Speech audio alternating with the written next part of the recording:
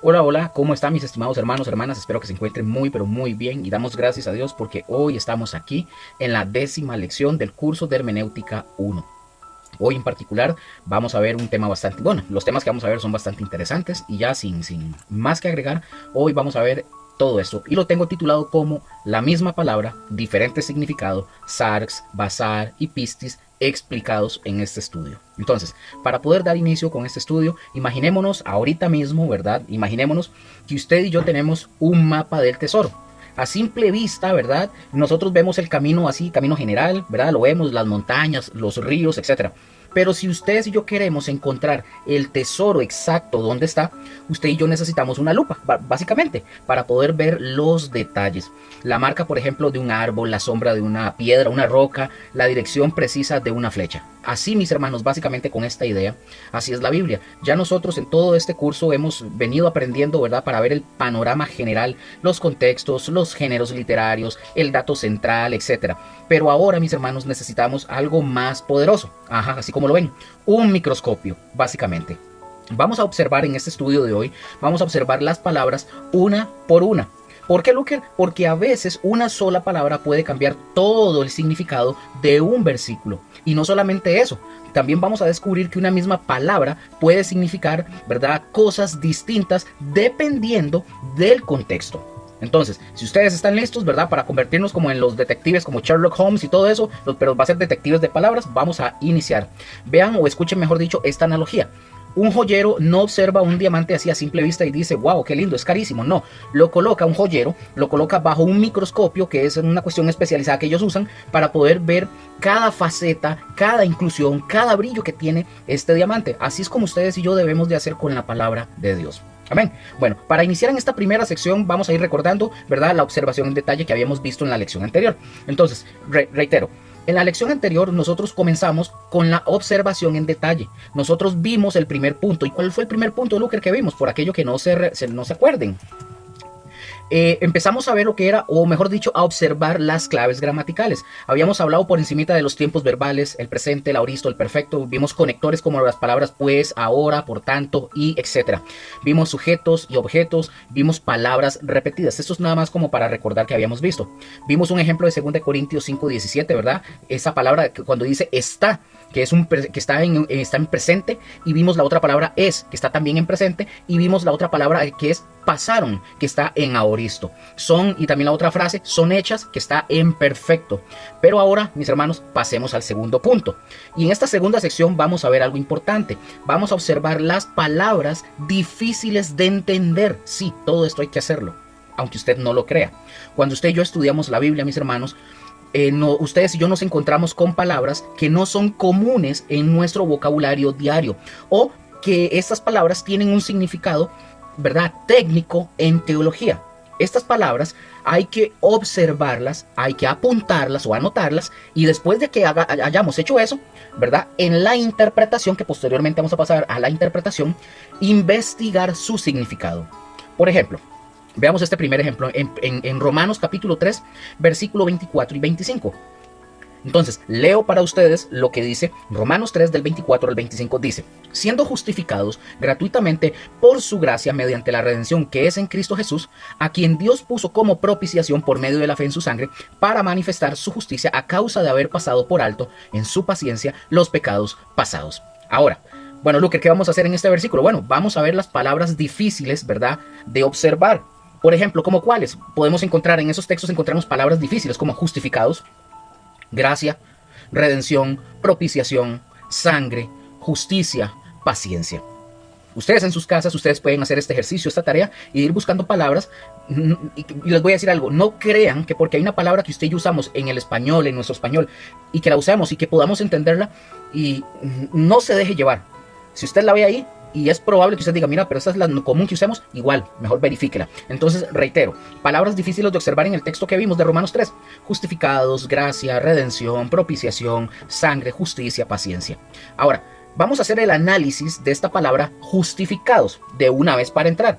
Hagamos el análisis. Esta palabra justificados viene de una palabra griega que es dikaio, del Strong 1344. Esta palabra, mis hermanos, ojo, esta palabra ¿En qué tiempo está Luker y todo esto? Bueno, esta palabra está en tiempo presente, es un verbo en tiempo presente, está en voz pasiva y está en modo participio. Ahora, quiero que entiendan esto. Cuando hablamos del tiempo presente, esto nos indica a ustedes y a mí que la acción está ocurriendo ahora mismo, está ocurriendo ahora. La voz pasiva significa que nosotros recibimos la justificación, o sea, usted y yo no la producimos, no es activa. Alguien más la hace para nosotros. Es un regalo, básicamente. Por ejemplo, vean o escuchen esta analogía. Imaginémonos en un tribunal. Usted es el acusado, usted es el culpable. Y el juez lo declara a usted inocente. Eso es justificación, una declaración legal basada en la obra de Cristo, no en nuestros méritos o en sus méritos. Por ejemplo, ahora veamos el análisis de propiciación. Por eso es importante apuntar las palabras difíciles para poder ir viendo qué significan. Esta palabra propiciación viene del griego hilasterión, así como suena. Hilasterión. Este es un sustantivo.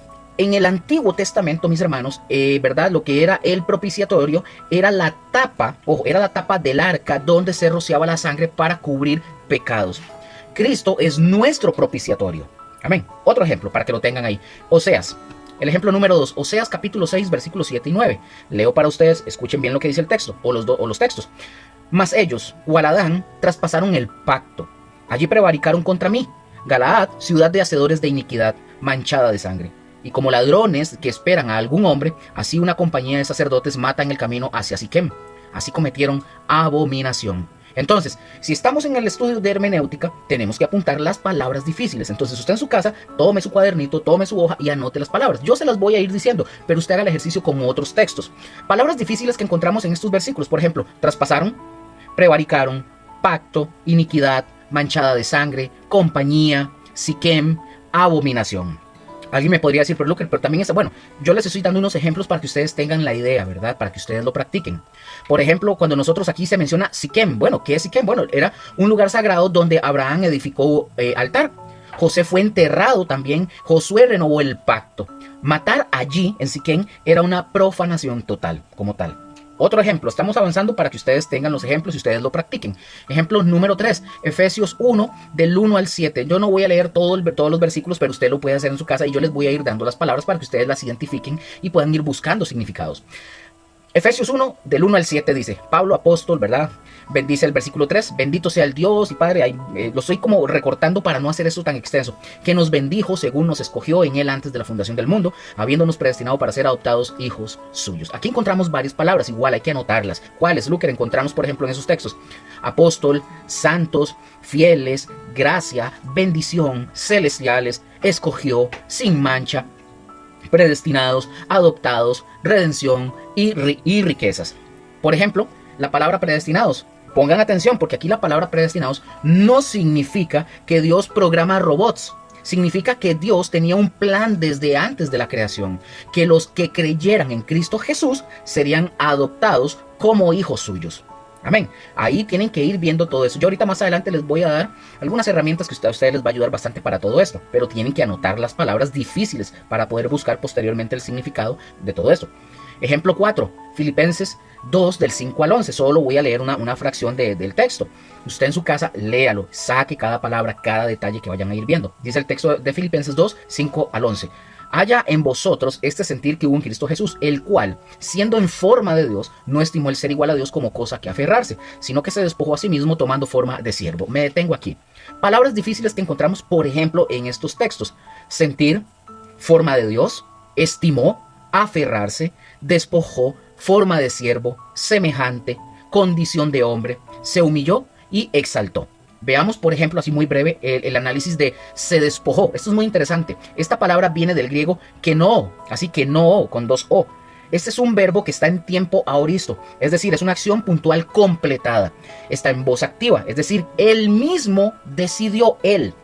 Significa, mis hermanos, que Jesús se vació de sus privilegios divinos, o sea, la gloria, la inmunidad al sufrimiento para hacerse siervo. Ahora, vean esta analogía para que más o menos lo comprendan. Un rey, ¿verdad? Se quita la corona y el manto para lavar pies de mendigos. Sigue siendo rey, pero actúa como siervo, básicamente. Amén. Ahora, En esta sección que vamos a entrar, mis hermanos, recuerden, anoten las palabras difíciles. No crea que porque hay una palabra ahí que es común para nosotros, no crea que es la misma en el sentido, ¿verdad?, del idioma hebreo. Tienen que estudiar hebreo o griego, ¿verdad?, cualquiera de que sea. Entonces, anótenlas, ténganlas ahí para que las vayan investigando, porque eso va a servir para la interpretación. Ahora, sección 3. Vamos a ver aquí, y les voy a dar, porque esta es una sección nueva que incluí muy recientemente para todas aquellas personas y que algunos que me han preguntado y otros que han tenido dudas. Vamos a ver las herramientas gramaticales, los verbos, los tiempos, las voces y los modos. Lo que todo estudiante de teología debe, es más, digo yo, debería, todo cristiano debería de saber. Quiero aclarar, esto no se trata de hacernos lingüistas, porque yo no sé hebreo ni griego, pero no se trata tampoco de hacernos expertos en letras, no, no es eso, pero sí conocer por lo menos esto para saber cómo aplicarlo, dónde, etcétera, y poder explicarlo. Entonces, como dije, esta es una sección nueva, y aquí ustedes y yo, por lo menos así, en lo sencillo, aquí vamos a aprender los conceptos básicos de la gramática del griego y del hebreo, que pueden afectar incluso la interpretación. Usted, y aclaro, usted y yo no necesitamos ser expertos, no necesitamos haber ido a Harvard y tener un doctorado en gramática. No. Pero, repito, usted y yo no necesitamos ser expertos, pero sí debemos de reconocer estos términos para cuando aparezcan, usted sepa qué debe de hacer, cómo debe de entenderlos. Amén. Vamos a ver, empecemos con lo primero. ¿Qué es un verbo? Entonces, reitero, ¿qué es un verbo? Bueno, mis hermanos, un verbo, mis hermanos, expresa acción, un estado o proceso. En la Biblia, mis hermanos, en la palabra de Dios, los verbos son claves porque nos dicen, ojo, nos dicen quién hace qué, cuándo lo hace, cómo lo hace y si la acción es real o potencial. Ahora, pongan mucha atención. Vamos a ver los tiempos verbales en el griego. ¿Cuándo ocurre la acción? Ya les expliqué que es un verbo, ¿verdad?, en la Biblia. Ahora, el griego, mis hermanos, por favor, pongan atención. El griego tiene tiempos verbales que indican aspecto. Cómo ve el autor la acción. No solo tiempo cronológico, pongan atención. O sea, la diferencia entre tiempo y aspecto aquí es crucial entenderla y se las explico. Por ejemplo, el tiempo. ¿Cuándo ocurre la acción? Pasado, presente o futuro. ¿De acuerdo? Entonces, ¿y el aspecto? ¿Cuál es el aspecto? Porque les estoy diciendo que hay la diferencia entre tiempo y aspecto, ¿verdad? El segundo es aspecto. ¿Cómo el autor ve la acción? Es decir, completada, en desarrollo o con resultados permanentes. Eso hay que entenderlo, por favor, para que lo tengan ahí y recuerden, esto es importante. Ahora, pongan mucha atención a lo que sigue. El griego, mis hermanos, el idioma griego, prioriza el aspecto sobre el tiempo. Ojo, y esa es una de las diferencias más importantes con el español de nosotros. Veamos los tiempos principales que encontramos en el griego. Vamos a verlos para que ustedes los comprendan.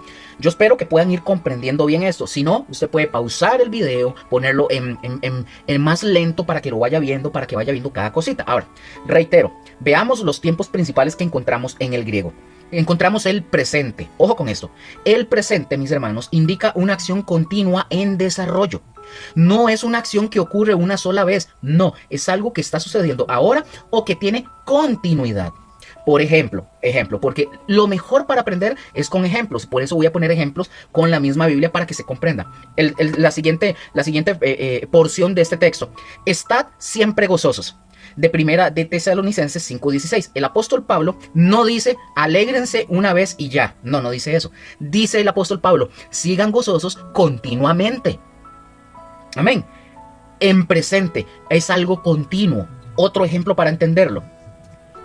Dice el texto, o la fracción del texto, Jesús les enseñaba, Mateo 13:54, este está en imperfecto, es decir, no es enseñó una vez, no, sino que era su práctica constante. El imperfecto, mis hermanos, es como un video de algo que solía pasar. Amén. Para que lo vayamos, ya vamos a ir viendo más ejemplos y desarrollando eso. Otro que encontramos aquí, recuerden, estamos viendo los tiempos principales, ¿verdad? Del griego. Ahora, el siguiente que encontramos, el aoristo. Sí, aoristo, así como suena. Este es el tiempo más común en el griego del Nuevo Testamento. El aoristo, mis hermanos, indica una acción puntual completada. No dice, el aoristo no nos dice a nosotros cuánto duró, sino que la acción ocurrió como un evento único. A mí me gusta siempre definirlo como una foto. Un evento de una foto, algo que está como en el tiempo, algo que alguien capturó, es lo que sucedió en ese momento específico. Es la manera más sencilla de poder comprenderlo. Es un hecho Es algo que ya sucedió, pero que está capturado como en una foto, no un video, porque no es algo continuo, es algo que pasó. Reitero, el aoristo es el tiempo más común en el griego del Nuevo Testamento. Indica una acción puntual completada. No dice cuánto duró la acción, sino que la acción ocurrió como un evento único como tal. Amén. Por ejemplo, Cristo murió por nuestros pecados, como dice 1 Corintios 15:3. La muerte de Cristo fue un evento histórico de una vez y ya está completado. No se repite, ya fue hecho, ahí quedó. Otro ejemplo, Dios dio, ojo, y hago el énfasis en dio, a su Hijo unigénito, Juan 3:16. Y ojo, no es está dando o solía dar, no, es un evento puntual, histórico, lo dio, ya pasó, ya lo dio. El aoristo, como acabo de mencionar y lo reitero, es como una fotografía, mis hermanos, captura un momento completo sin preocuparse por el proceso de esa acción como tal. ¿Me doy a entender? Ahora, veamos el perfecto. El perfecto, mis hermanos, indica, mis hermanos, una acción pasada que tiene resultados continuos en el presente. No es solamente ocurrió, no, es ocurrió y sigue teniendo efecto hasta ahora, hasta este momento.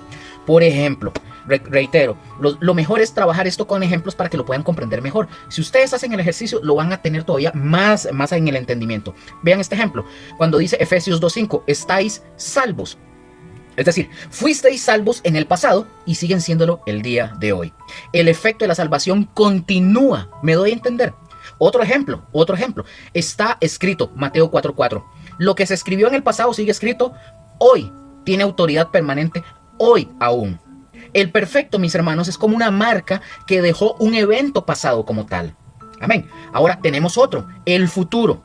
El futuro, mis hermanos, indica una acción que ocurrirá en el futuro. Es seguro, aunque no ha pasado. Por ejemplo, Jesús vendrá otra vez, Hechos 1:11. Es una promesa cierta. Es cierta, punto. Otro ejemplo, Él juzgará al mundo, Hechos 17:31. Es un evento futuro seguro, completamente seguro. Amén. Ahora, otro más que encontramos, el imperfecto. Ya mencioné algo anteriormente, pero el imperfecto. El imperfecto, mis hermanos, nos indica a nosotros una acción continua en el pasado. Muestra una acción que solía ocurrir o que estaba en desarrollo. Un ejemplo, para que lo tengan más claro. Jesús les enseñaba, Mateo 13:54. No es enseñó una vez, sino que solía enseñar repetidamente. Otro ejemplo, los discípulos estaban orando. Ojo, estaban orando, Hechos 1:14. Era una práctica constante. El imperfecto, mis hermanos, es como un video de algo que pasaba en el pasado. Amén.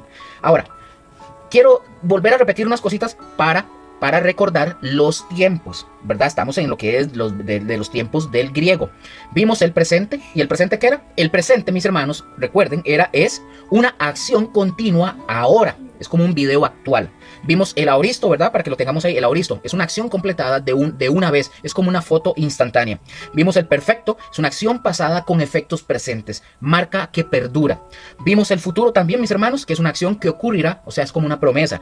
Y vimos el imperfecto. Es una acción continua en el pasado, que es como un video antiguo, por así decirlo. Ahora, en este punto quiero mencionar algo adicional porque algunas personas pueden confundir ciertas cosas o pueden equivocarse en ciertas cosas. Vamos a ver el aoristo profético. Esto es un caso especial. Quiero que entiendan esto porque también tienen que identificarlo. Cuando ustedes estén estudiando la Biblia, ustedes tienen que identificarlo. Reitero, el aoristo profético, este es un caso especial. Hay un uso, mis hermanos, muy especial del aoristo. Es el mismo aoristo que aparece principalmente, ¿verdad? Sobre todo, ¿verdad? En los libros proféticos y en Apocalipsis. Y se le llama, como acabo de mencionar, aoristo profético o aoristo proléptico o aoristo de futuro. Cualquiera de esas es lo mismo. Ahora, Luker, ¿qué hace este aoristo profético, proléptico de futuro? Lo que usted dijo. Bueno, el aoristo, mis hermanos, profético nos presenta a nosotros un evento futuro como que si ya hubiera ocurrido o sucedido en el pasado. Ahora, ¿por qué, Luker? Esto es porque, o mejor dicho, para mostrar que Dios está tan seguro de que ese evento va a suceder en el futuro, que Dios en su plan divino ya lo considera como un hecho consumado, como que si ya hubiera pasado, pero es futuro, no ha pasado. Entonces, Luker, aquí surge la pregunta, Luker, ¿cómo saber, cómo nosotros llegamos a saber si un aoristo es profético o es un aoristo normal, común y corriente? ¿Cómo lo sabemos? Bueno, mis hermanos, esta es una pregunta práctica y es necesaria. Porque el aoristo, mis hermanos, en su uso normal, cotidiano, digámoslo así, indica una acción completada en el pasado. Es como decir para nosotros pretérito, como decir algo en el pasado, pero es parecido pero diferente. Porque, repito, porque el aoristo en su uso normal nos indica a ustedes y a mí una acción completada en el pasado. Pero el aoristo profético usa la misma forma gramatical para referirse a un evento futuro. Entonces, Luker, ¿cómo distinguimos uno del otro? Quiero que entiendan esto. No hay una regla mecánica, no la hay. No se puede identificar un aoristo profético solo observando la forma de la palabra. No se puede. La forma es idéntica a la de un aoristo normal. La diferencia, pongan atención, la diferencia está en el contexto, no en la gramática. Pero sí hay señales claras, mis hermanos, que nos ayudan a ustedes y a mí a poder identificarlo. Veamos el número 1 para poder identificar un aoristo profético. Número 1. El contexto inmediato del pasaje. Por ejemplo, la primera y la más importante señal es el contexto. Por ejemplo, si el pasaje que estamos estudiando está hablando de un evento que claramente no ha sucedido todavía en la historia, pero el verbo está en aoristo, es muy probable que sea profético o proléptico. Por ejemplo, Apocalipsis, capítulo 11, versículo 15. Vean lo que dice. El reino del mundo ha venido. Ojo lo que dice, ha venido. Este es un aoristo. Ese verbo, ha venido a ser de nuestro Señor. Cuando el apóstol Juan, mis hermanos, escribió este texto, el reino del mundo aún no ha sido entregado a Cristo Jesús. Pero el apóstol Juan usa el aoristo porque la decisión divina es tan segura que ya se considera como un hecho consumado. Número 2, para poder ir viendo más ejemplos de este. El contexto inmediato, el versículo anterior o el siguiente, para que lo tengamos claro. Otra señal clara, mis hermanos, es observar lo que está alrededor del versículo que estamos estudiando. Si el autor usa el futuro en el mismo contexto para referirse al mismo evento, eso es una pista de que el aoristo es profético. Por ejemplo, Juan capítulo 13, versículo del 31 al 32, dice el texto: ahora es glorificado, aoristo, el Hijo del Hombre. Si Dios es glorificado, aoristo, en él Dios también le glorificará. Futuro. Ojo, ese es futuro, le glorificará en sí mismo. Por ejemplo, este comentarista llamado Robertson, este hombre es el gran gramático del griego del Nuevo Testamento. Él señala que sabemos que los dos aoristos en el versículo 31 se refieren a un evento futuro porque el versículo 32 como tal utiliza el futuro para el mismo evento. Jesús, mis hermanos, no había sido glorificado en ese momento que se escribe eso. Eso ocurriría con su resurrección, pero habla de eso en pasado porque la certeza es absoluta. Amén. Tercero, el tema o el propósito del libro. ¿Entienden por qué hay que saber el contexto general antes que ya habíamos visto en lecciones anteriores? El tema o el propósito del libro. A veces, mis hermanos, el tema general del libro ya nos ayuda a identificar un aoristo profético. Por ejemplo, el libro de Apocalipsis está lleno de profecías sobre el futuro. Cuando ustedes y yo encontramos un aoristo en el contexto profético, es más probable que sea profético que normal. Por ejemplo, Apocalipsis 17 dice: el misterio de Dios es consumado, aoristo, como Él lo anunció a sus siervos los profetas. El misterio de Dios, mis hermanos, no se había consumado cuando Juan escribió este texto, pero está en aoristo porque la decisión divina es irrevocable. Amén. Número 4. La naturaleza del evento descrito.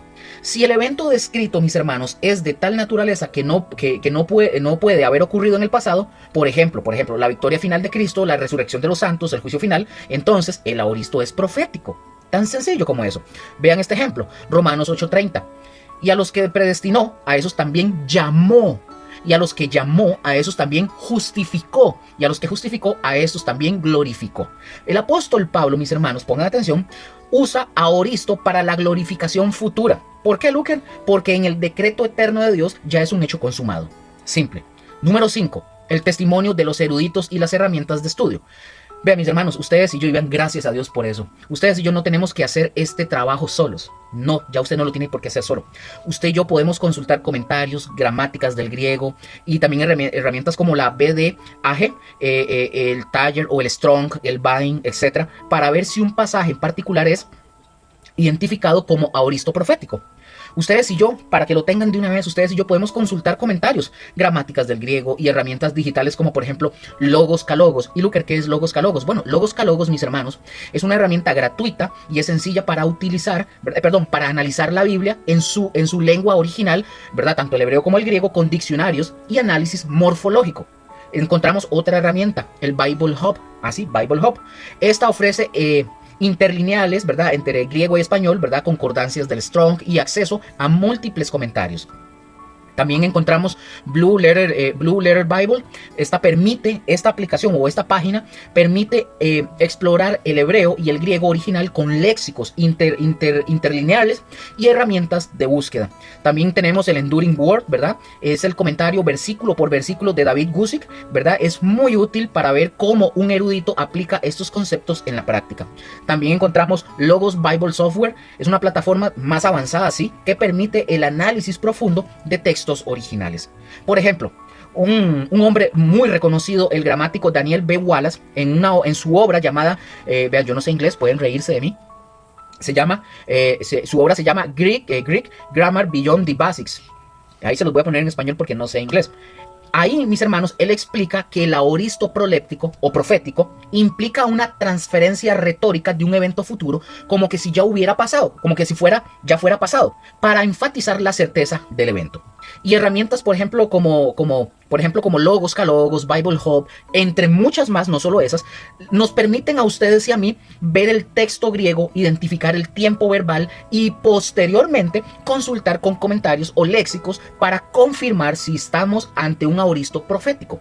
Y ojo, una nota importante que tengo que dejar acá: estas herramientas son ayudas, no son sustitutos del estudio personal ni del Espíritu Santo. Estas nos ahorran a ustedes y a mí tiempo y nos dan acceso a información que de otra manera sería difícil de obtener, pero siempre debemos usar nuestro discernimiento y contrastar lo que encontramos con la misma escritura. ¿De acuerdo? Entonces, para recordar cómo identificar el aoristo profético o proléptico o futuro, pregunta número 1 que debemos de hacernos: ¿el evento descrito ya ocurrió en la historia? Pregunta número 2, ¿el contexto inmediato, versículos antes y después, usa el futuro para el mismo evento?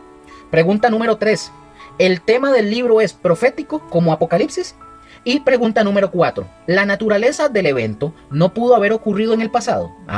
Todo eso hay que preguntárselo antes de ver eso. Pero reitero, ya hay muchas herramientas, muchos accesos que usted puede tener. Yo no logro entender cómo el día de hoy muchos siguen engañados, creyendo cosas que les dicen sobre prácticas verdad, judías, otros creyendo cosas que no son, cuando hay herramientas a las cuales pueden acceder ya, verdad, gramaticales y todo eso para que puedan comprender mejor el texto. No quieren, porque no quieren soltar, o porque están acostumbrados a sus costumbres, a sus ideas, a lo que ellos creen, y creen que así deben de mantenerse y no quieren salir de ese bache. Pero ya hay acceso para todo eso. El que diga que no sabe cómo, o eso, es porque no quiere, simple y sencillamente porque no le da la gana. Así que usted puede hacerlo, así como yo lo hago, usted lo puede hacer. Si la respuesta, mis hermanos, a estas preguntas que hice anteriormente apunta a que el evento es futuro, entonces el aoristo es profético. Y su propósito no es confundirnos, sino darnos certeza absoluta. Lo que Dios ha prometido ya está hecho en su decreto eterno. Vean este ejemplo clásico. Apocalipsis 17 dice: el misterio de Dios es consumado, aoristo indicativo pasivo, como Él lo anunció a sus siervos los profetas. Cuando el apóstol Juan escribió esto alrededor del 95 después de Cristo, el misterio de Dios aún no se había consumado en la historia. Estaba por cumplirse en el futuro. Sin embargo, Juan usa el aoristo para hablar de esto. ¿Por qué, Luker? Porque Dios ya lo ve como algo hecho. Otro ejemplo, Apocalipsis 11:15. El reino del mundo ha venido, es un aoristo, a ser de nuestro Señor. En el momento que el apóstol Juan escribió esto, mis hermanos, el reino del mundo no había sido entregado a Cristo en su totalidad. Pero Juan, el apóstol, lo escribe en aoristo porque la decisión divina es irrevocable. Es como que si Dios nos dijera: ya está decidido, es un hecho consumado en mi decreto eterno. Otro ejemplo, Romanos 8:30. Dice: y a los que predestinó, a esos también llamó, y a los que llamó, a esos también justificó, y a los que justificó, a esos también glorificó. Todos estos verbos, mis hermanos, están en aoristo en el griego. Pablo está hablando de la glorificación futura como que si ya hubiera sucedido, porque la decisión de Dios es tan segura que se puede expresar como en pasado, como que ya hubiera sucedido. Entonces, vean esta analogía del aoristo profético para que lo tengan todavía más claro. Imagínense que usted recibe una carta del gobierno donde a usted le notifican que ya le aprobaron la pensión. Gloria a Dios, ¿verdad? La carta dice, usted ha sido aprobado, aoristo, ¿verdad? Ha sido aprobado, pero la realidad es que el dinero a usted le va a llegar hasta en 2 o 3 meses. Sin embargo, la carta está escrita en tiempo pasado porque la decisión ya es definitiva. Así, mis hermanos, así es Dios. Dios pone en aoristo los eventos futuros para enseñarnos, mostrarnos que su decreto es irrevocable. Como nota importante en esto que estamos hablando, no confundir, por favor, el aoristo profético con el aoristo nómico, porque este expresa verdades generales como por ejemplo los hombres mienten, ni con el aoristo constativo, que ahí veremos algunos ejemplos, que simplemente ve la acción como un hecho global. El aoristo profético es único porque desplaza un evento, mis hermanos, un evento futuro al pasado gramatical para dar certeza absoluta. Amén. Esos son los tiempos y los verbos y que vimos. Ahora vamos con el siguiente, las voces en el griego. ¿Quién hace la acción y para quién? Pongan mucha atención. La voz verbal, mis hermanos, indica, y presten atención porque aquí esto sí es importante saberlo bien también, bueno, de hecho todo, pero la voz verbal, mis hermanos, indica la relación entre el sujeto y la acción. Hay 3 voces principales. Si ustedes han visto el estudio que tenemos los jueves del estudio del Apocalipsis, esto es una de las cosas que hemos visto muchísimo, aoristos, voces y todo eso, lo hemos visto en práctica. Entonces, hay 3 voces principales. La primera, la voz activa. La voz activa es el sujeto realiza la acción, él es el agente.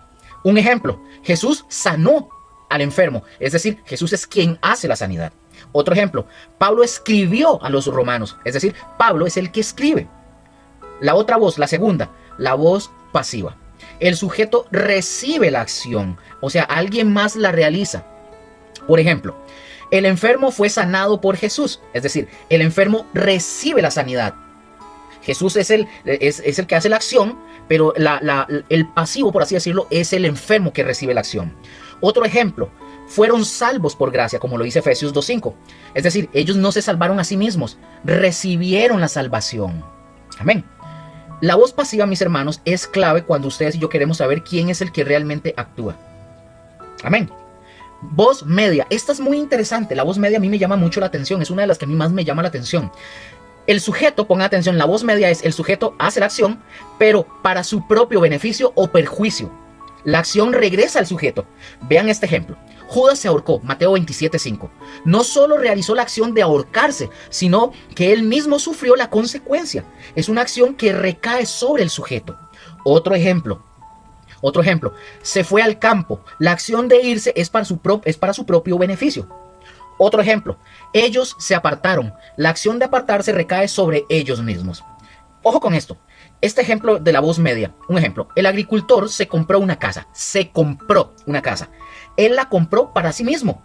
En cambio, el agricultor compró una casa para su hijo, sería en voz activa, el beneficio es para otro. En este caso, la voz activa, si yo digo el agricultor compró una casa para su hijo, la voz activa es el agricultor. Y la voz pasiva es el hijo, el que recibe el beneficio o el que recibe la acción. ¿Me doy a entender? Entonces, recordemos las voces. Activa, el sujeto hace la acción. La pasiva, el sujeto recibe la acción. La media o la voz media, el sujeto la hace o hace la acción para sí mismo. Amén. ¿Listos con las voces? Muy simple, creo que es muy sencillo. Creo que mi hija que está ahí, hasta ella también lo entendería, creo. Ahora veamos los modos en griego. Cómo el hablante presenta la acción. Esos son los modos, para que lo entiendan. Ahora, pongan mucha atención. El modo verbal indica, ojo con esto, el modo verbal indica la actitud del hablante hacia la acción. Hay 4 modos principales en el griego. Número 1, el indicativo. Esto es muy bonito y ya les voy a decir por qué. Porque el indicativo, mis hermanos, presenta la acción como un hecho real, objetivo. El indicativo presenta la realidad tal cual. Es el modo de la realidad. Por ejemplo, el texto que dice Dios es amor de 1 Juan 4:8 es una declaración de verdad, es un hecho real como tal. Otro ejemplo, Cristo resucitó de los muertos de 1 Corintios 15:20 es un hecho histórico, es real. El indicativo es el modo de la realidad. Amén. Encontramos el otro, el imperativo. Este presenta la acción como una orden, un mandato. No es una sugerencia, es una instrucción que debe cumplirse. Un ejemplo, el texto de Mateo 22:39. ama a tu prójimo. O sea, hágalo, no es opcional. No es que si usted quiere o no, es hágalo. Otro ejemplo, id y haced discípulos, de Mateo 28:19. Es un mandato directo, no es opcional. No es si usted quiere, no es si usted siente, es imperativo. Amén. El otro modo que encontramos, el subjuntivo. El subjuntivo, mis hermanos, presenta la acción como una posibilidad, un propósito o un deseo. El subjuntivo nos muestra lo que se quiere lograr, no lo que ya es un hecho. Por ejemplo, dice el texto, para que tengáis vida, de Juan 20:31. Es el propósito del escrito, no un hecho consumado. Amén. Otro ejemplo, para que seáis hijos de vuestro Padre. Vean, un ejemplo antes de continuar.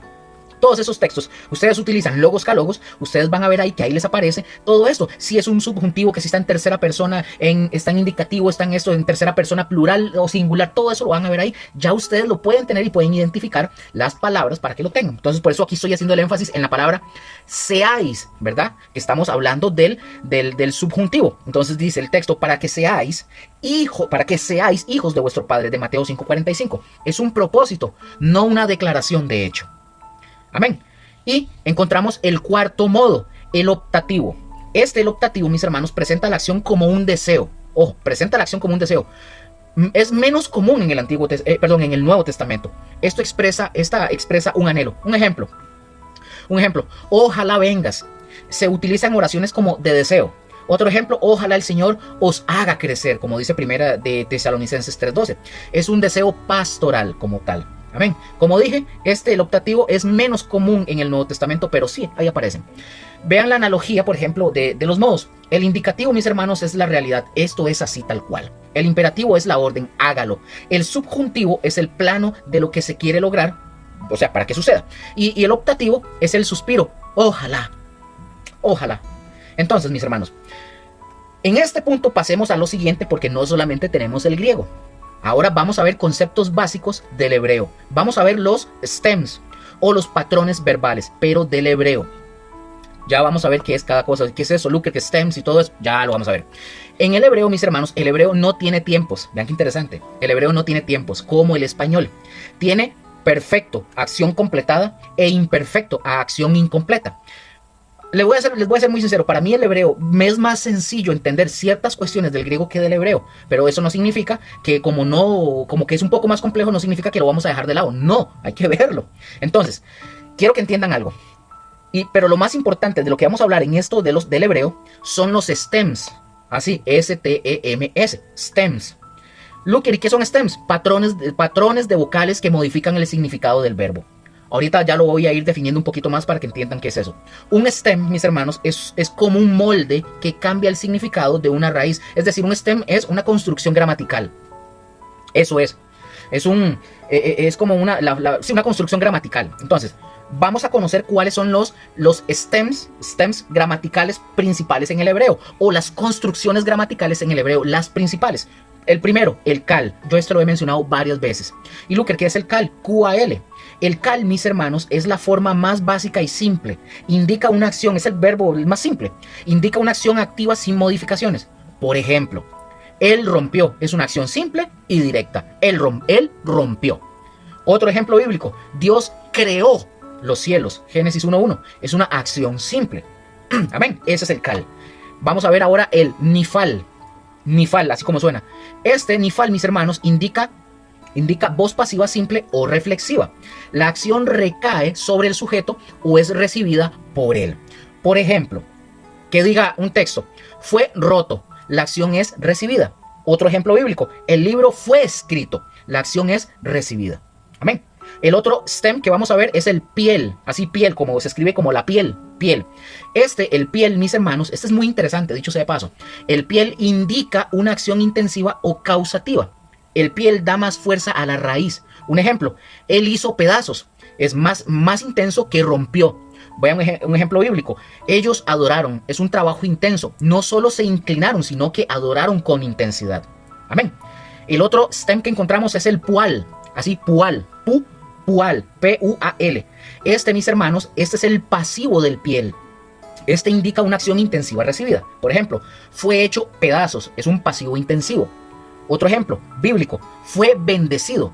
como dice Génesis 12:2, es un pual. La bendición es intensiva. Amén. Otro stem, el ifil. Ifil, este indica una acción causativa activa, es decir, el sujeto causa que otro haga la acción.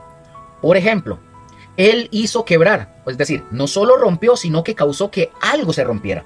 Un ejemplo bíblico es Salmo 103:7. Dios hizo conocer, o sea, Dios causó que su pueblo conociera. Amén. Y tenemos el otro, el itpael.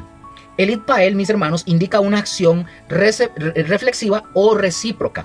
El sujeto, ojo, el sujeto actúa sobre sí mismo o con otros.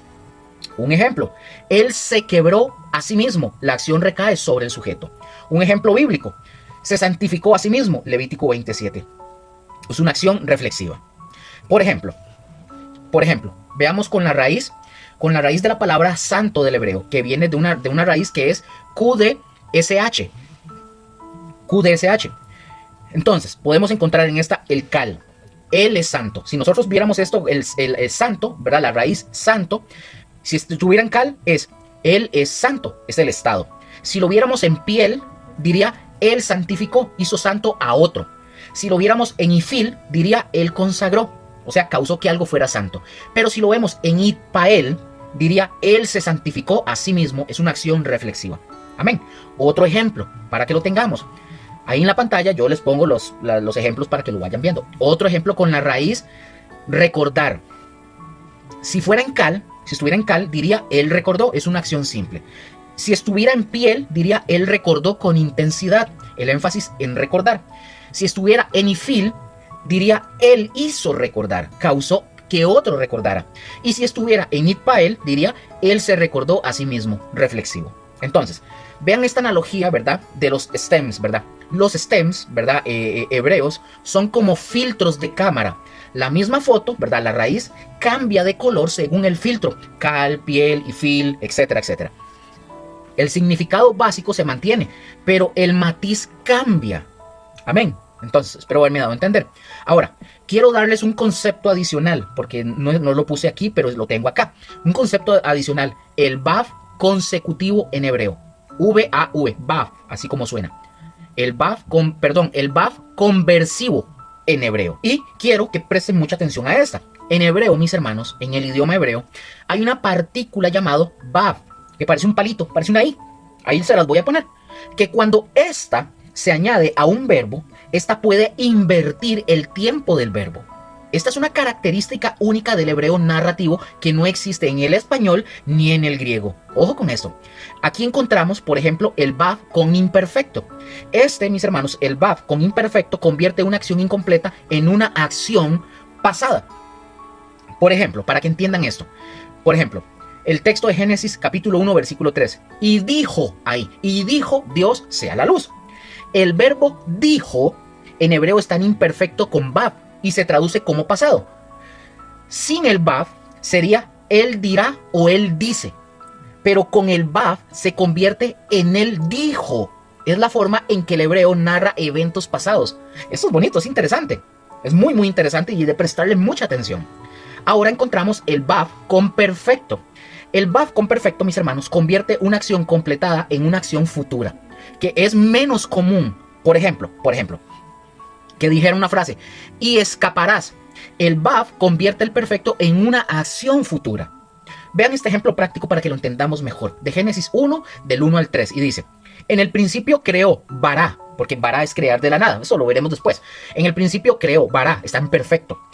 En el principio creó Bará, perfecto, Dios, los cielos y la tierra estaba desordenada y vacía. Y dijo, Guay Yomer, imperfecto con vav, Dios sea la luz. Leo todo corrido. En el principio creó Dios los cielos y la tierra estaba desordenada y vacía. Y dijo Dios sea la luz. Ahí cuando dice y dijo, está en Guay Yomer, imperfecto con vav. Entonces, ojo con esto, pongan atención para poder entender esto. El idioma hebreo utiliza el perfecto para el primer verbo, creó, donde vará, ¿verdad? El primer verbo, creó, porque esa es una acción completada.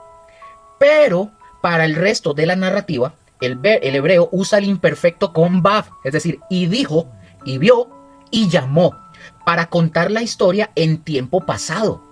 El vav, ¿verdad? Conversivo conversivo es la herramienta que permite que la narrativa hebrea fluya naturalmente. Otro ejemplo. Génesis capítulo 12, versículo 1. Dice el texto: Jehová había dicho, que aquí es, ahí viene en hebreo es amar, que está imperfecto. Jehová había dicho a Abraham, pero Isal, Beleg, imperfecto con Vav, de tu tierra. Pongan atención, en la pantalla se los voy a poner para que ustedes vean lo que estoy aquí hablando de ese texto. Aquí el perfecto, pongan atención, el perfecto es había dicho, establece un evento anterior. Y el Vav conversivo en Isal continúa la narrativa en tiempo pasado. Ojo con esto. Imagine usted, para que tenga esa analogía de lo que vengo hablando, imagine un interruptor que cambia el tiempo de un verbo, así como un botón pic o un apagador de luz. Así como un interruptor puede cambiar una luz de apagada a encendida, el Vav conversivo cambia el tiempo de un verbo de pasado a futuro o viceversa.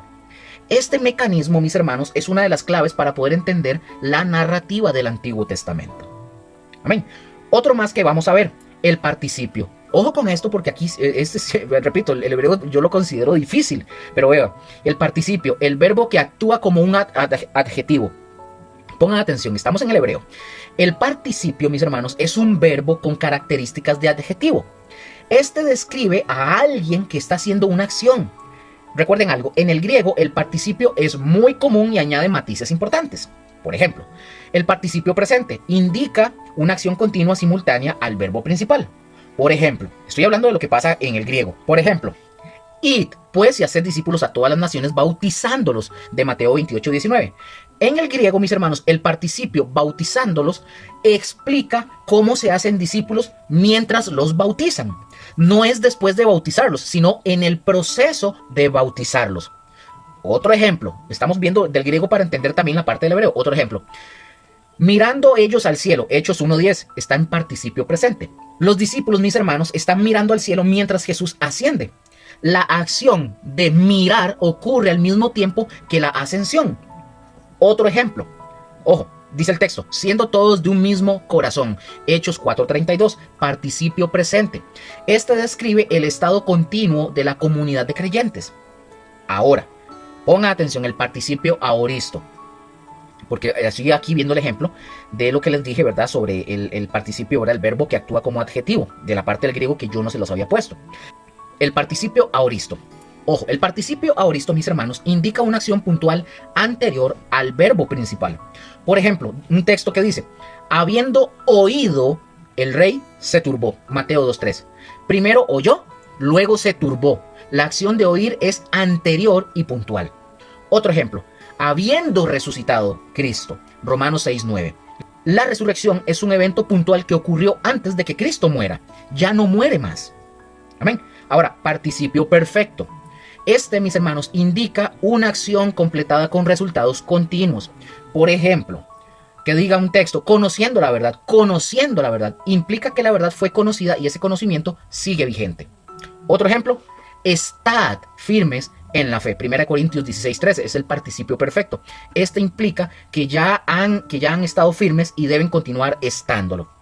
Entonces, vean esta analogía del participio para que lo entiendan. Imaginémonos una película. Usted está sentado en el cine viendo una película. El verbo principal es el actor principal. El participio es el actor secundario que hace algo mientras el principal actúa. Así como decir, haced discípulos es la orden principal, bautizándolos es lo que ocurre al mismo tiempo. ¿Me doy a entender? Ahora, para recordar, el participio presente, ¿verdad? Acción simultánea, como decir mientras. El participio aoristo es una acción anterior, después de. Y el participio perfecto, acción completada con efectos continuos desde entonces. Ahora, otro más que vamos viendo para poder aprender esto. El infinitivo, ¿verdad? El infinitivo, el verbo que actúa como sustantivo. El infinitivo, mis hermanos, es un verbo con características de sustantivo. Este expresa la acción de manera abstracta, como correr es bueno. Ahí correr es el sujeto, aunque es un verbo. ¿Verdad que es interesante? Vamos a ver, el infinitivo presente nos indica una acción continua como concepto. El ejemplo, para entenderlo, el vivir es Cristo. Filipenses 1:21, la acción de vivir en verdad en general. No es yo vivo, sino la experiencia de vivir como concepto.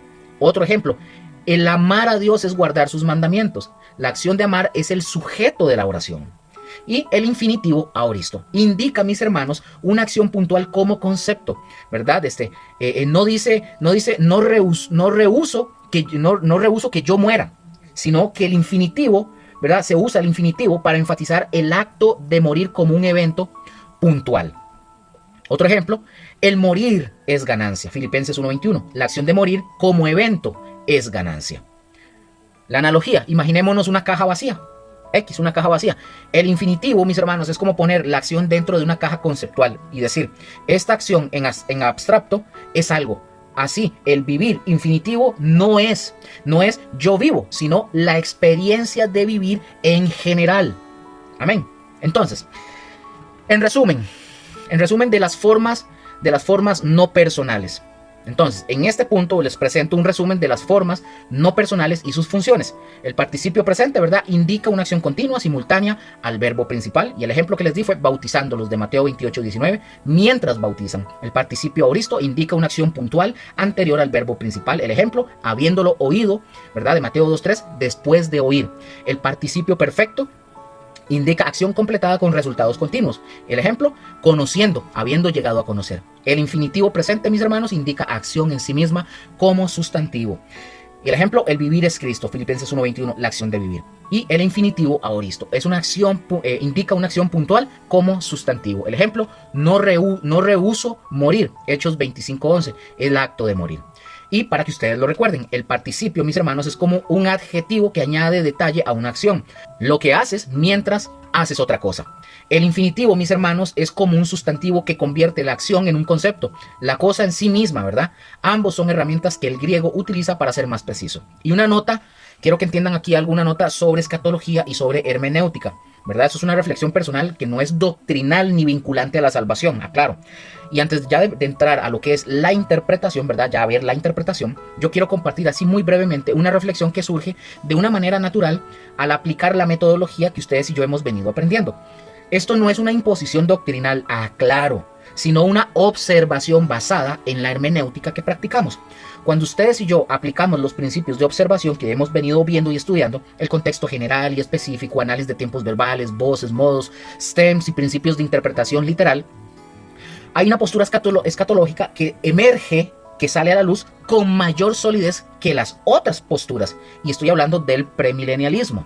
Quiero que entiendan algo. Yo no lo digo para forzar a nadie a creer lo que yo creo. No es mi estilo ni mi manera de hacer eso. Pero yo sí quiero que ustedes sepan que la hermenéutica rigurosa, como hemos venido estudiando, la que nos toma el tiempo de observar cada palabra, cada tiempo verbal, cada contexto, tiende a reforzar la postura del premilenialismo. No porque sea la única posible, sino porque es la que mejor se sostiene bajo el peso de la evidencia gramatical y contextual. Por ejemplo, en Apocalipsis 20 del 1 al 6, el texto dice 6 veces que los santos reinarán con Cristo por 1000 años. En el griego, esta palabra viene del griego kilia ete. Es un número cardinal claro, sin indicios gramaticales de que deba de tomarse simbólicamente. Cuando la escritura, mis hermanos, quiere dar un número simbólico, suele usar múltiplos de 7 o de 10 o acompañarlo de lenguaje figurado. Pero aquí no hay nada de eso, mis hermanos. Es un número literal en un contexto narrativo. Además, mis hermanos, la secuencia de eventos, por un ejemplo, dar el ejemplo de Apocalipsis 19, del capítulo 19 y capítulo 20, es sumamente clara. Cristo viene del capítulo 19, versículo 11 y 16, ¿verdad? La bestia y el falso profeta son destruidos en el versículo 20 del capítulo 19, Satanás es atado en el capítulo 20, versículos del 1 al 3, y entonces comienza el milenio en el capítulo 20, versículos 4 al 6. Si ustedes y yo aplicamos la observación específica, lo que está antes y después, el milenio no puede ser la era de la iglesia porque el capítulo 19 describe eventos que aún no han sucedido en la historia. Lo mismo sucede con Daniel capítulo 9. Las primeras 69 semanas se cumplieron literalmente. La semana 70, según la interpretación literal, queda pendiente. El amilenialismo debe y tiene que espiritualizar esa semana para hacerla encajar forzadamente en la historia pasada. Pero el premilenialismo, al mantener la interpretación literal, ve la semana 70 como un evento futuro, lo cual es consistente con el uso del aoristo profético que ya estudiamos. Y en Romanos capítulo 11, el apóstol Pablo habla de un futuro en el que todo Israel será salvo. Lo ven ustedes en Romanos 11:26. El verbo está en futuro. Si la iglesia ya es el Israel de Dios, pregunto, ¿por qué el apóstol Pablo espera una salvación futura para el Israel étnico? Dicho todo esto, mis hermanos, dicho todo esto, quiero ser claro. Estas son doctrinas secundarias. No son vinculantes para la salvación. Un amilenialista puede ser tan salvo como un premilenialista. Un postmilenialista puede amar a Cristo tanto como un pretribulacionista. Pero estas posturas deben discutirse con respeto, sin división y siempre en el contexto de la unidad del cuerpo de Cristo. Mi intención con esto que estoy hablando no es imponer una postura, no, sino mostrarles a ustedes que la hermenéutica rigurosa que estamos ustedes y yo aprendiendo tiene consecuencias teológicas. Cuando ustedes y yo estudiamos la Biblia con el método que estamos practicando, ¿verdad? Observación cuidadosa, análisis gramatical, respeto por el contexto y la literalidad, las conclusiones no son neutrales. Tienden a alinearse con una interpretación que toma en serio las promesas de Dios a Israel y la secuencia cronológica de los eventos proféticos. Entonces, aquí les digo, mi exhortación final es esta. Estudien, mis hermanos, por ustedes mismos. Estudien por ustedes mismos. No acepten lo que yo les digo solamente porque yo lo digo. Tomen la palabra, sí, apliquen lo que hemos aprendido y dejen que el texto hable y ustedes se darán cuenta. Y cuando lleguen ustedes a una conclusión, tengan la humildad de reconocer que aunque su postura pueda ser sólida, no es el evangelio. El evangelio es Cristo. Todo lo demás es secundario. Como dice 2 Timoteo 2:15, procura con diligencia, ojo, lo leo, procura con diligencia presentarte a Dios aprobado como obrero que no tiene de qué avergonzarse, que usa bien la palabra de verdad. Amén. Ahora, vamos a la cuarta sección para avanzar y poder ya terminar. Vamos a ver el tercer punto, ¿verdad? Estamos en la cuarta sección, pero vamos a ver el tercer punto, observar el significado de las palabras. Una misma palabra puede tener diferentes significados. Y este es uno de los puntos más importantes, mis hermanos, de toda la hermenéutica. Porque en la Biblia, una misma palabra, mis hermanos, puede significar cosas diferentes según el contexto. No podemos asumir que cada vez que aparece una palabra, ¿verdad?, significa lo mismo. Hay que observar el contexto para determinar el significado correcto. Por ejemplo, el ejemplo número 1. La palabra carne, del griego sarx, 2 Corintios 10, del 2 al 4, dice: algunos que nos tienen como si anduviésemos según la carne, pues aunque andamos en la carne, no militamos según la carne, porque las armas de nuestra milicia no son carnales. Hagamos el análisis de la palabra carne, sarx, del griego. Versículo 2, dice según la carne. Cuando aquí encontramos este versículo que dice según la carne, aquí nos está hablando de nuestra naturaleza pecaminosa, lo que otros acusaban. Versículo 3, en la carne, es el cuerpo físico, la existencia terrenal. Y en versículo 3 encontramos otra que es según la carne. Aquí es otra vez naturaleza pecaminosa. Y en el versículo 4 que encontramos carnales, es decir, de origen pecaminoso. Es un adjetivo distinto. Vean esta analogía. En el español banco, la palabra banco puede ser asiento, puede ser entidad financiera o conjunto de peces, ¿verdad? Un banco de peces. Pero al final de cuentas, lo que decide, lo que significa esa palabra es el contexto como tal. Ejemplo, el otro ejemplo, ¿verdad? La palabra carne en el hebreo, que viene de la palabra hebrea basar. En Génesis 6:19 encontramos, por ejemplo, animales. Cuando dice toda carne, está hablando de animales. Génesis 6:17, humanos y animales. Cuando dice toda carne en que haya espíritu. Génesis 17:11, cuando habla de genitales, la carne de vuestro prepucio. Y en Levítico 6:27, el cuerpo del animal para sacrificio. Ahí aparece la palabra basar, carne. Entonces, ¿cuál es la lección para esto? El contexto es el rey, siempre gana, entiendan eso. Otro ejemplo, la palabra fe, que es pistis. No estoy leyendo el texto completo para poder avanzar y poder tener claro lo que estamos hablando. Pero por ejemplo, la palabra fe, que es pistis, es la misma palabra, pero puede significar diferentes cosas. Por ejemplo, Mateo 8:10, ni aún en Israel he hallado tanta fe. Aquí fe significa confianza personal. Ahora, Efesios 14:13, hasta que todos lleguen a la unidad de la fe. Aquí fe no es confianza personal, aquí fe es doctrina, las verdades del evangelio. Y Filipenses 1:27, cuando dice combatiendo unánimes por la fe del evangelio. Aquí fe no significa confianza personal, ni doctrinas ni verdades del evangelio, significa fidelidad o lealtad. Vean la importancia. En Efesios 4:13, mis hermanos, la unidad de la fe no es que todos tengamos la misma confianza personal. Significa que debemos estar de acuerdo en las doctrinas fundamentales. Amén. Sección 5 para avanzar. Cuarto punto, observar las palabras simbólicas. Ojo con esto. Muchas veces en la Biblia, mis hermanos, encontramos palabras, ¿verdad?, que no deben tomarse de manera literal, sino simbólica, porque estas representan algo más grande. Por ejemplo, Juan 8:12, cuando dice la luz del mundo. Luz no de un foco, no de un bombillo.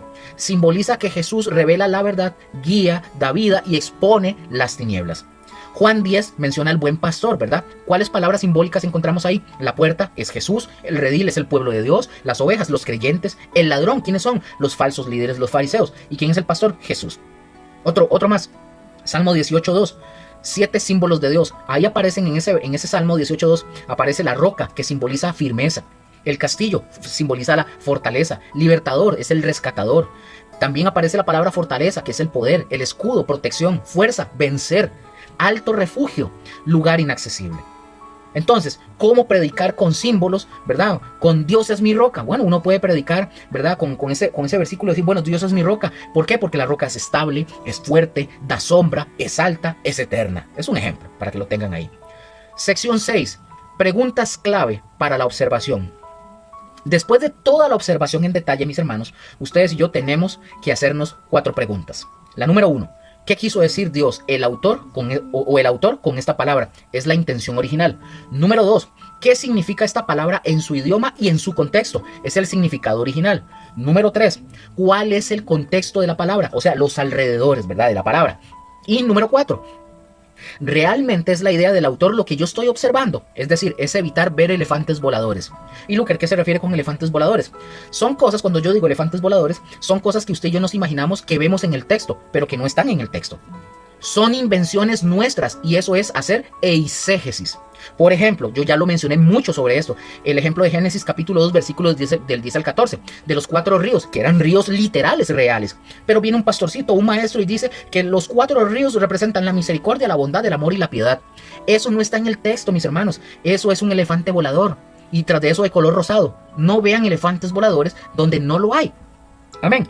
Sección 7. Vamos a hacer el resumen de la observación. Ya aquí, mis hermanos, hemos completado la primera fase de la hermenéutica, la observación. Vimos la observación general, contextos, ¿verdad?, el general y el específico. Vimos el tipo de literatura, narrativa, figurada, profética, etcétera. Todo eso lo vimos. Y vimos el dato central del pasaje. También vimos la observación en detalle, donde vimos claves gramaticales, tiempos verbales, conectores, voces, modos, todo eso. Vimos palabras difíciles de entender, vimos la gramática griega y la hebrea, los tiempos, las voces, los modos, los stems, que es la parte nueva, esta sección nueva. Vimos también el significado de las palabras. Una palabra, ¿verdad?, tiene varios significados. Y vimos las palabras simbólicas también. Amén. Entonces, pasemos a otro punto, sección 8. Vamos a la transición ya para la interpretación o la transición a la interpretación. Ahora ya estamos listos para el segundo paso. Recuerden que la hermenéutica se divide en 3. ¿Se acuerdan? La observación, la interpretación y la aplicación. Entonces ahora ya estamos listos para el segundo paso, la interpretación. En la interpretación vamos a encontrar reglas que nos ayudan o nos ayudarán a interpretar bien la escritura. Por ejemplo, un reformador dijo lo siguiente, así lo dijo, dice: la meta de un estudiante de las escrituras es dejar que ellas digan lo que tienen que decir, a pesar de sus propios conceptos, intereses e ideales. Es decir, dejemos que la Biblia hable por sí misma. Amén. Y voy terminando porque no puedo avanzar más con esto, lo veremos ya. Lo demás lo veremos entrando en la lección 11 y en la 12. Pero entremos antes de terminar a la sección 9. Veamos 3 peligros en la interpretación. Esto es solo la introducción, lo veremos en la siguiente lección. Pero ojo, el primer peligro, y lo voy a retomar después en el otro. El primer peligro, recuerden, 3 peligros en la interpretación. El primer peligro, hacer una interpretación incompleta. Por ejemplo, Mateo 7 del 1 al 5 dice: no juzguéis para que no seáis juzgados. Muchas personas toman ese texto y se quedan ahí y ya ahí quedaron. Pero el texto completo dice: saca primero la viga de tu propio ojo y entonces verás bien para sacar la paja del ojo de tu hermano. Es decir, la palabra no está prohibiendo juzgar, prohíbe juzgar hipócritamente. Vean esta analogía. Leer solo el primer renglón de una receta puede envenenarnos. Hay que leerla toda. Amén. Ahí voy a quedar para cerrar con este tema el día de hoy. Hemos hablado, mis hermanos, hoy de palabras. Hoy hemos visto mucho. Palabras difíciles, palabras con múltiples significados, palabras simbólicas y de la gramática que las gobierna. Pero hay una palabra que es más importante que todas. Juan 1.1 dice, en el principio era el verbo y el verbo era con Dios y el verbo era Dios. Esa palabra es logos, la palabra hecha carne, Jesucristo. Usted, mis hermanos, usted puede dominar el griego y el hebreo, puede sabérselos, hablarlo y todo, conocer todos los stems y los modos, pero si usted no conoce a la palabra viva, todo esto va a ser en vano. Pregunto, ¿conoce usted a Jesús de verdad? Él dijo, yo soy el camino, la verdad y la vida. Juan 14.6. No es una palabra más, mis hermanos, es la palabra que da vida eterna. Amén. Recíbalo hoy, en el nombre de Jesús. Mis hermanos, en la siguiente lección vamos, en las siguientes 2 lecciones de hermenéutica, porque ya cerramos hermenéutica 1 en la lección 12, pero no se lo pierdan porque vamos a aprender todavía más cosas porque ya entramos a la interpretación. Amén. Quedamos aquí, el Señor me los bendiga y que sigan echándole ganas y nos vemos en la siguiente. Los amamos un montón. Chaito, que la pasen muy bien. Bye, bye.